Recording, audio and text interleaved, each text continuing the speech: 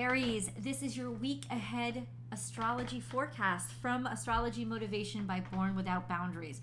Every single week in these videos, we review the major planetary aspects and transits and how they impact your natal sun and what that means for your life, like how that translates to every day. I start out really broad with the big stuff that's going to impact everyone. And then I focus into information that is Aries specific. And then I break things down into the decans. And the decans is a group of 10 degrees. And 10 degrees is that magical range because it's what makes or breaks an aspect of whether or not an aspect has even been formed, right? Or what aspect has been formed. So what is an aspect? An aspect is an angle that's formed between two planets in the sky and the relationship that ensues between them. What we understand as the relationship or energy they put out. So all of astrology is based on geometry. So not all your natal suns are forming the same angle to the same planet. So some of you could be having a very romantic week and others of you could be breaking up. And so that's one of many things why traditional horoscopes just don't cut it. This forecast, it's not a horoscope, it's a much more accurate way of interpreting the charts, but also relaying it back to your natal sun. So for this video, to enjoy it and understand it, all you really need to know is what your birth date is. And if you know what your birth date is, you will 100% enjoy this video and get everything from it. But the most accurate way to enjoy this video, the most detailed way to enjoy this video is to have your natal chart and to know exactly where your natal sun is located. If you don't worry, because I will be translating I'll be translating those degrees into correlating dates. So you will be able to understand it. But those are estimates because the zodiac signs don't begin and end on the same date every year. They just don't. So there's a little bit toggle room there. Let's dive into the big stuff, shall we? Aries, this is going to cover you from June 29th to July 5th, 2023. Preemptively, let me say happy 4th of July for those of you who celebrated. I hope you are enjoying your summer and have wonderful cookouts planned. Cookouts, beach time, pool time, just family time, just to be able to enjoy yourself. So on the 1st of July, Neptune goes into retrograde. How does that impact us all? Well, a lot of planets are in retrograde now. That's the outer planet. So Pluto, Saturn isn't really an outer planet. But it's Pluto, Saturn, and now Neptune by the 1st is going to be all in retrograde. Now, Neptune retrograde slows us down a bit. It kind of almost pulls back the veil. It's not, but I wish I could say it's less easy to deceive somebody. I think it's more easy to deceive somebody during Neptune retrograde. And this happens kind of every summer. And this is why I think when Neptune is in retrograde, we cling more deeply to our fantasies. And we are looking for escape. We're looking for distractions because we don't have that natural buffer, that natural relief that Neptune provides us. Neptune goes under retrograde, and it's not that it's not there, it's just a little bit lazier. Like it's not as upfront in your face. So it can be a really interesting time. Of course, it could also pull back that veil between the world of I won't say world of fantasy, the non-real world and the real world. And so that can be pretty intimidating for some people. So Neptune retrograde could really not be the best thing, is what I'm saying. But usually it has to be acted upon by some other planet where it's having a tough aspect with. It's not doing that now. It's sextile to Pluto now. And that's beautiful energy. So why is it beautiful? Because it's bringing us closer to our heart space and changing our relationship with faith itself and what we believe in. It's also creating this energy of like psychic power, psychic energy, psychic ability. And so over the next, say, 15 years almost, Neptune is going to be retrograde for the next 15 years, but Neptune is going to be sextile to Pluto for the next 13 years, I think. This is kind of a time when there's an awakening here. there's an evolution or a metamorphosis into being far more psychic and far more connected to the unreal. Of course, that could also play into somebody dominating people through fantasy. So we'll see. We're going to see how this works out. But sextiles are usually the best of both planets. So I have high hopes for that interaction, just to let you guys know. This week, let's come back. There's a full moon on the 3rd of July. Yeah, so there's a full moon in Capricorn, dead center, 14 degrees Capricorn. And it is opposite Mercury, because Mercury is conjunct the sun, or we say with the sun, it's combust the sun right now, but it's conjunct. They're in a tight conjunction with each other, and we have this full moon that's happening in Capricorn, and the full moon, check this out, is trying to both Jupiter and Uranus, because its position is so perfectly dead center of Capricorn that even though Jupiter is at the end of the first decan of Taurus and Uranus is at the beginning of the third decan of Taurus, it legitimately splits center. And it's like that famous bowling shot where you get you roll one ball but you get the two pin split. That's what it is. This is a once in a lifetime shot. I think this is a fantastic full moon, especially when it comes to releasing lies we've been telling ourselves, or just information that needs to be released in order to break through some disguises or illusions that people have over other people. So globally, this could be very, very impactful. All week long, Venus is conjunct to Mars. That started last week. That is highly sexual energy, and because it is in Leo, it's highly romantic energy and very much like confident energy, virile energy. This is really, really a time to dig down deep and enjoy sensuality with your partner. What's more, this conjunction is square to Uranus and trine to Chiron. So that's basically saying we're not going to make the same mistakes twice. We are totally rebelling against our norm, a way of doing things. Why? Because we've suffered enough to learn and know better. So this is actually a really positive time, I think, for romantic relationships. We have all week long Jupiter sextile to Saturn and sextile to the Sun conjunct to Mercury. There you go. You have Jupiter really interacting to broaden, expand, grow things, and make us adventurous and get us thinking outside the box and get us curious and learning. Jupiter loves to learn. I mean, exciting, stimulating information, and also breakthroughs where you wouldn't expect them, because Uranus is so heavily involved, especially around the full moon, and with Venus, Mars. So there's just stuff that you would not have even expected, and let the world take you, man, because it's really, really recalibrating you and guiding you to a good place. We have the Sun conjunct to Mercury all week long. That is very bright and brilliant energy, where words and statements, like information, is brought to light. Nothing is hidden. It's openly shared and very well communicated. Oh, I love this energy. Really. I feel like there's going to be a big expose, especially around the full moon. Let's wait and see. So let's dig down now into the Aries specific information. So what I look at is the Aries, the zodiac sign, what's happening there. And then Mars, which is Aries ruling dignitary. And anything that's happening to Mars is going to somehow, at least in broad strokes, impact your mood and your energy and your vibe, right? And even your outlook in some ways. So we're going to go through both of them. In the zodiac sign of Aries, Chiron is 19 degrees. Nothing else big is really there right now. But Chiron is going to be there for a while, and it's at 19 degrees Aries. So it's those of you who are born toward the end of the second decan that are really conjunct and feeling Chiron big time, and that is helping teach you to understand who you are and bring to light all the trauma that you've been through and find inspiration from it. Find inspiration from the crap you've been through by shedding light on it and sharing it and incorporating it into who you are. Mars is moving in, so Mars is in Leo, It's moving between 23 degrees and I have it all written down. That's so you know where I'm looking. So you know where I'm looking. I gotta write it down.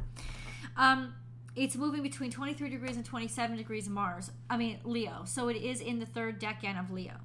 For Aries, this puts those of you in the third decan of Aries, which we'll go over who is in there if you know your birth date. It puts you guys in a trine to Mars. And Venus will get all the way in by the end of the week into the third decan, but she is conjunct Mars, so there is sort of that still combined energy, but for you guys it's more on the ways of feeling comfortable taking action on what you want and on what you desire. Oh, sexy. Okay, we'll get into it. Mars all week long is conjunct to Venus. It's between, I think, around 2 and 4 degrees conjunction, so it's a tight conjunction. All week long it is square to Uranus, which means absolutely steadfast, no way going about it. You are going to make change. You are going to do things differently. You don't want things the same. You are relentlessly changing things, changing them up. Like, you don't want to do the same things. You don't want to be the same. Maybe you don't want your body to look the same. You want to make changes. It's up to you guys, but really it is all about, I want to change. I'm rebelling. I'm not doing things normally the way I usually do or the way other people want me to. Trine to Chiron is I am learning from my past experiences. I am incorporating the traumas into my life through self-acceptance, and I'm allowing them to make me grow and help me grow and make peace with the past by learning from it. That's what it is.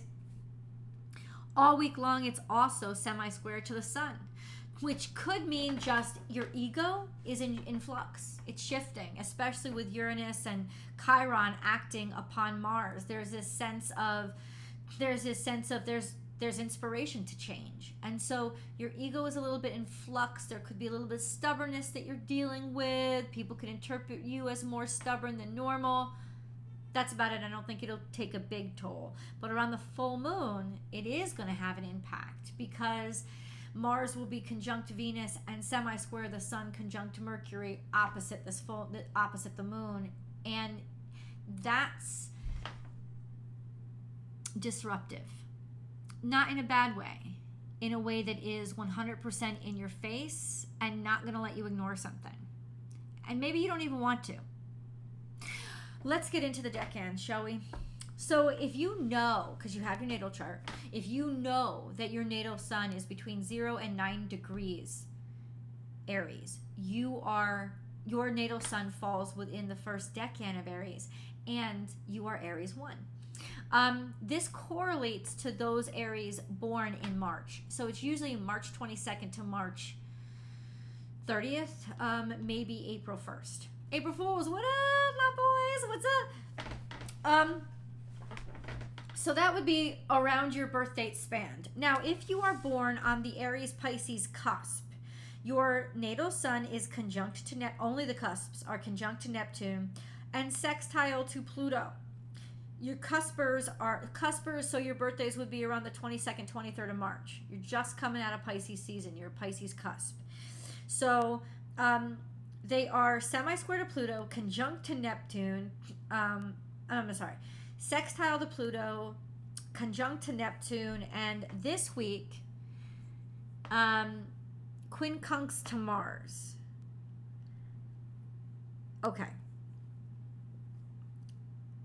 There could be here some changes or shifts, especially in your physicality or what you desire. This week, feeling it. Because your natal suns are also, especially if you're born around the 30th or 31st of March, they're semi-square to Uranus. If you're born around the 22nd, 23rd of March, your natal suns are semi-square to Jupiter. Essentially, you want to grow. You want to expand. You want to change, or growth and change around you is starting to frustrate you and disrupt your norm. And that's exactly what's supposed to happen right now. Get out of that comfort zone, because that comfort zone is not where you belong anymore. The cocoon has to break open. You also have a square to the sun conjunct Mercury through the 2nd of this month. So through July 2nd of this week. I mean, there's definitely information that is going to challenge you. Information that comes out that's going to challenge you and challenge why you've been sitting on something. This whole next couple of years, sextile to Pluto, conjunct to Neptune, you are going to get introduced to different aspects of yourself to be cracked open and reconstructed far more with a psychic sense and an understanding of faith. So that's what's everything is rearranging now and challenging you to understand. There could be some major psychic breakthroughs for you this week that make you extremely uncomfortable because they challenge what you have accepted as real or as who you are or what you're capable of. But there's so much more to you, and you're going to start to see little cracks in that coming through this week. Aries 2. Aries 2, if you know your natal sun is between 10 and 19 degrees Aries, you are an Aries 2. This usually correlates to April 1st or 2nd, around there, through April 10th. I would say the first 10 days in April is usually Aries 2. Once again, that can fluctuate. Sometimes it can go into the 11th as well. Just an FYI. Your natal suns are conjunct to Chiron, especially if you were born around April 9th or 10th. So toward the end of the second decan, Chiron is sitting right on top of y'all. And I would say all the way out to maybe the 7th as well. It's going to be in a tight conjunction with your natal sun. And you'll be the ones who are kind of opening yourself up because of your trauma. Your trauma is serving as inspiration. Not just trauma, but the tough lessons you've learned through life are serving as inspiration for who you are and what your life purpose is. And this could have dramatic changes in your sensibilities and what's important to you that started at least last year, and it'll go through next year. This is not a short-term interaction with Chiron. So it is going to make you shift. And usually what Chiron does, and this is the miraculous thing, especially when it's interacting with the sun, is it makes you more compassionate. It makes compassion easier for you because you understand your own hardships and that you incorporate that right into your ego. Love it. Your natal suns this week are square to the sun conjunct Mercury and square to the full moon. They're square to the sun conjunct Mercury all week long, and just like I said for Aries 1, no, not all week long. Especially for most of you, it's going to be starting around, no, I wouldn't say around. So definitely by the 2nd, all your natal suns are going to be square to the sun conjunct Mercury. But I would go a little bit earlier on in Aries 2, maybe by, I say April 5th. You're going to start to feel the square to Mercury, sun conjunct Mercury. Your birthdays, if your birthdays are around April 5th, you'll start to feel it all week long. It just means that there's stuff getting in your face, information coming out, or you're having trouble communicating, right? So it could also feel like a little Mercury, Mercury retrograde. This sense of feeling like a fool, looking like a fool, not feeling like you can express yourself correctly, people misinterpreting what you've said, miscommunication. So this is not a great time to have important conversations or to audition for something or interview or present. It's just not the best time for that. I would put it off to next week if you could. And definitely to get some surprising and potentially challenging information that comes in. I don't think it's like dangerous. I think it's just going to kind of maybe even challenge your perspective on the world. And then you're square to the full moon. All y'all. Because it's dead center. So you are square to the full moon. And oh my God, this is a huge full moon. This is about exposure to maybe even corporate stuff or your career, stuff that has been hidden. And the square, it will challenge you. It's just heightened for you. You're going to really feel this energy in major power because you're just sitting right between the sun and the moon while it happens. So it could be that you and something about who you are is the focal point of all the stuff that is being revealed, talked about, and released on this full moon. But there's no way you're going to escape it, is what I'm saying. This is going to be a particularly emotional full moon for you. FYI. Emotion good, emotion bad. Either way, feel free to leave your comments below, but you're going to feel it. Very impactful. Aries 3. So if you know that your natal suns are somewhere between 20 and 29 degrees Aries, you are Aries 3. This would correlate to those birthdays from, say, April 11th through the 21st, in and around there. If you're born more toward the 11th or 12th, your natal suns, just like those born around the 9th or 10th of April, you are conjunct Chiron. So you're feeling that change or difference in you because of what you've been through, and it's inspiring you and really motivating you and becoming part of your purpose. Once again, a greater sense of compassion. That's a long-term conjunction. That's a long-term aspect. We also have a long-term square to Pluto. So changes, this is a bumpy road.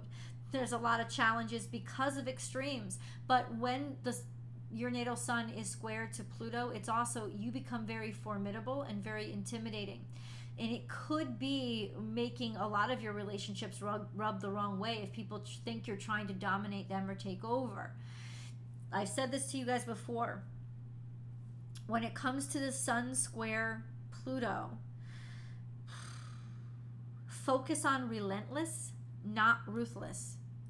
Because it's easy to go to that ruthless path and just knock anybody out and destroy anybody who gets in your way. But that generates really bad dharma, which means karma that extends past this lifetime into the next one.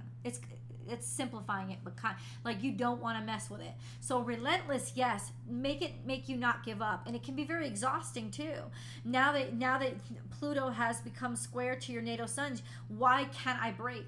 Sometimes I feel like that. It's like, why can't I just break down? And you will break down, but you won't break. There's a relentlessness to you that makes you almost capable of handling too much.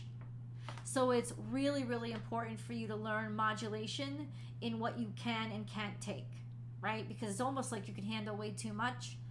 And even though it'll overload you, it won't break you, but it will stress you out and cause a great deal of anxiety. Just an FYI. I have it in my natal chart. This is a transit for you. This is reality for me. So this is how it impacts you. So this is really your time to learn, Aries 3s, when to say no and when to say, yeah, I can handle it, but I don't want to because I'm already handling enough. That kind of energy. Your natal suns this week are trine to the Venus-Mars conjunction. So that means this week, there's some good loving going on. There is some harmony. There is some beauty. This is a great week to take action on beautifying your body, beautifying your look.